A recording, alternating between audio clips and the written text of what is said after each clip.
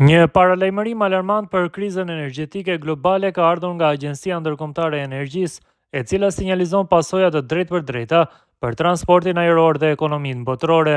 Drejtori ekzekutiv i kësaj agjencie, Fatih Birol, deklaroi se Europa mund të ketë vetëm rreth 6 javë rezerva karburanti për avionët, nëse bllokimi i furnizimeve për shkak të luftës me Iranin vijon.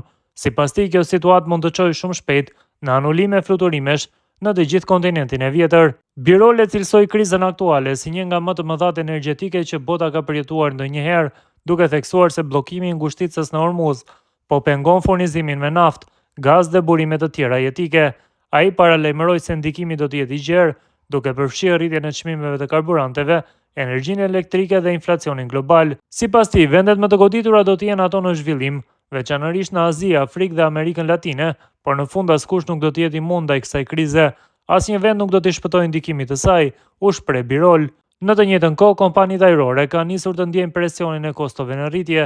Disa prej tyre kanë paralajmëruar shkurtime fluturimesh, ndërsa të tjera kanë arritur çmimet e biletave. Nëse situata nuk stabilizohet, ekonomia globale mund të përballet me ngadalësim të rritjes apo edhe recesion.